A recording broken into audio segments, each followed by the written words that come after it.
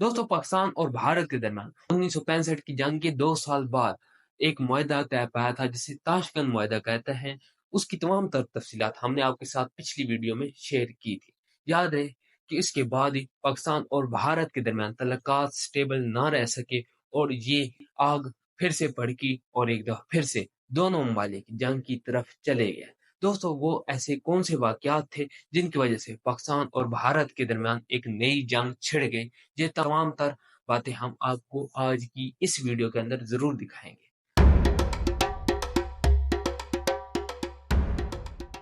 दोस्तों, सबसे पहले हमारी गुज़ारिश होगी कि हमारे चैनल को सब्सक्राइब ज़रूर कर लें और बेल आइकन को प्रेस करना ना भूलें ताकि आपको ऐसी इन्फॉर्मेटिव वीडियोज़ का नोटिफ़िकेशन बर वक़्त मिलता रहे। दोस्तों, ये बात है 1970 की, जब पाकिस्तान में इलेक्शन हुई है, तो पाकिस्तान के अंदर भी अनस्टेबिलिटी पैदा हो चुकी थी। शेख मुजीबुर रहमान को पाकिस्तानी एस्टेब्लिशमेंट गवर्नमेंट नहीं देना चाहती थी। उसमें बहुत सारे ऐनी वजूहात भी ज़रूर मौजूद हैं, उन पर हम बात जब बांग्लादेश की हिस्ट्री आपके साथ शेयर करेंगे तो तब ज़रूर करेंगे। लेकिन फ़िलहाल असल टॉपिक हमारा कश्मीर इश्यू है। तो ये दोस्तों, ये तनाज़ा पाकिस्तान के अंदर ज़रूर चल रहा था कि गवर्नमेंट शेख मुजीबुर रहमान को नहीं दी जा रही थी, तो वहीं पर बांग्लादेश के अंदर मुक्ति बानी एक तंजीम कायम की गई थी, जो कि मुसल्लह होकर पाकिस्तान मिलिट्री के खिलाफ जंग लड़ रही थी। एक सिविल वार हो रही थी मुल्क के अंदर, और याद रहे कि पाकिस्तान का ये दावा था कि मुक्ति बानी के लोगों को भारत सपोर्ट करता था। लेकिन एक ऐसा वाक़या हुआ जिसकी वजह से पाकिस्तान और भारत के दरमियान तल्लुकात इस कदर बिगड़ गए कि भारत ने अब पाकिस्तानी हथियारों को भारतीय फ़िज़ाई हदूद में दाखिल होने पर पाबंदी आयद कर दी थी। दोस्तों, वो क्या वाक़या था?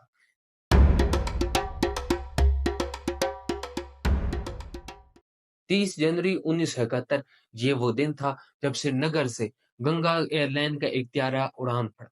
उसने अपने वक़्त के मुताबिक जम्मू पहुँचना था, लेकिन वो जम्मू की बजाय लाहौर लैंड कर गया। दोस्तों, याद रहे कि इस त्यारे को 2 शख्सियात ने हाईजैक कर लिया था, जिनमें से एक का नाम हाशिम कुरैशी और उसका कज़न अशरफ कुरैशी शामिल थे। याद रहे कि इन दोनों का ताल्लुक नेशनल लिबरेशन फ्रंट से था, जो कि कश्मीर के अंदर एक तंजीम बनाई गई थी, ये उसका हिस्सा थे। हाशिम कुरैशी और अशरफ कुरैशी ने अब मुतालबा करना शुरू कर दिया कि हम 30 पैसेंजर्स जो कि उस एरोप्लेन के अंदर सवार थे, उनको तब ही रिहा करेंगे जब हमारे 36 कैदी जो कि भारतीय जेलों में कैद हैं, उनको छोड़ दिया जाए। लेकिन पाकिस्तानी गवर्नमेंट ने इस तमाम तर मुतालबे को मानने से इनकार कर दिया और बिल आखिरकार दबाव में आकर हाशिम कुरैशी और अशरफ कुरैशी को गिरफ्तारी देना पड़ी।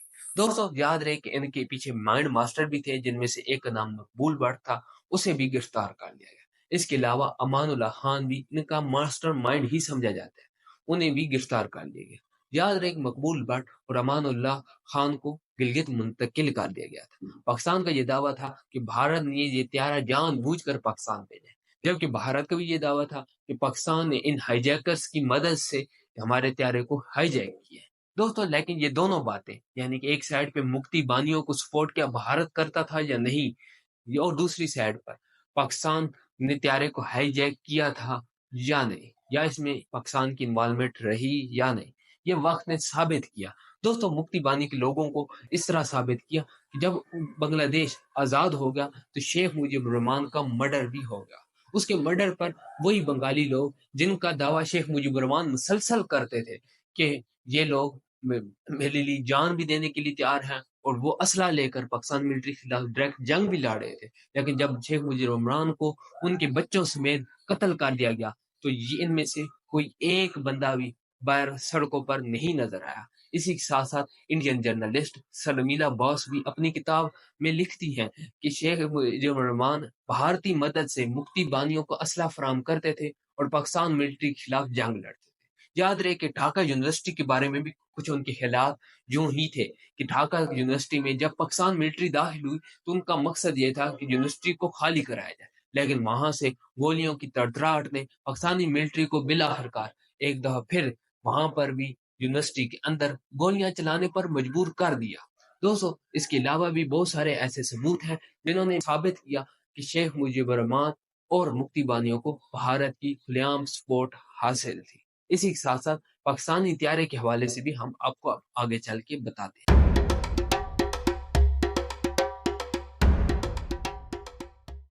अमानुल्लाह खान की गिरफ्तारी के तकरीबन 1 साल बाद पाकिस्तान ने ये वजूहात कहकर उन्हें छोड़ दिया कि गिलगित बल्तिस्तान में लोग सड़कों पर निकल आए थे और इसलिए हमने इसे छोड़ दिया। ये वजह कोई वजह नहीं है। एक स्टेट इस वजूहात को बयान करके अपना मज़ाक बनवाती है कि हम अवामी दबाव में आ गए और हमने बंदे को रिहा कर दिया। उसके बाद वो इंग्लैंड चले गया और उन्होंने एक तंजीम लॉन्च की जिसका नाम था Jammu and Kashmir liberation front.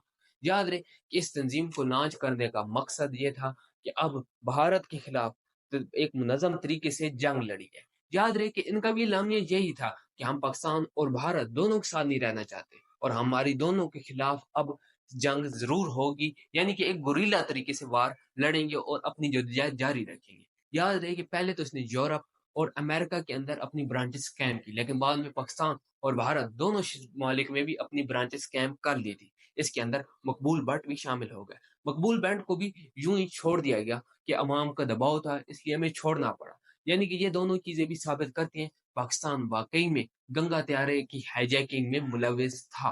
दोस्तों इसके बाद मकबूल भट्ट कश्मीर चला गया। कश्मीर जाने के बाद वो मुख्तलिफ कार्रवाइयाँ करने लगा क्योंकि ज़ाहिर-सी बात है Jammu and Kashmir liberation front की मदद से और पाकिस्तान की मदद से वो अब ये कार्रवाइयाँ कर रहे थे। मकबूल भट्ट बिल आखिरकार एक बैंक की डकैती करते वक़्त गिरफ्तार हो गए। उन्हें गिरफ्तार कर लिया गया। उसके बाद भारत के एक सफ़ीर को म Jammu and Kashmir liberation front के लोगों ने इंग्लैंड में अगवा कर लिया और ये मुतालबा किया मकबूल भट्ट को छोड़ दिया जाए। लेकिन जब मकबूल भट्ट को नहीं छोड़ा गया तो उस भारतीय सफ़ीर को मार दिया गया। इस वाक़ये के 3 रोज़ बाद भारत ने भी मकबूल भट्ट को फांसी लगा दी। दोस्तों इस अमल के बाद एक सर्द जंग कश्मीर के अंदर Jammu and Kashmir liberation front Pakistan की मदद से लड़ रहा था। याद रहे कि Jammu and Kashmir liberation front को पाकिस्तान की खुलेआम मदद हासिल थी, वरना वो ही जंग वो पाकिस्तान के खिलाफ क्यों नहीं लड़ रहे थे। अगर उनका यही मुतालबा था कि हम पाकिस्तान और भारत दोनों से आज़ाद होना चाहते हैं, वो दोनों ममालिक के खिलाफ भी तो जंग लड़ सकते थे, लेकिन उन्होंने ऐसा नहीं किया, बल्कि उन्होंने पाकिस्तान की मदद से कश्मीर के अंदर भारत के खिलाफ जंग लड़ी।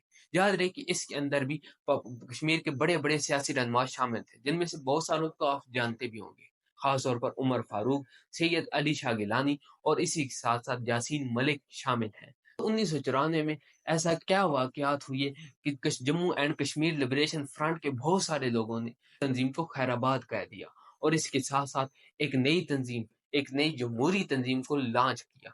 दोस्तों ये क्या वजूहात थी, ये भी हम आपको अगली वीडियो के अंदर बताएँगे।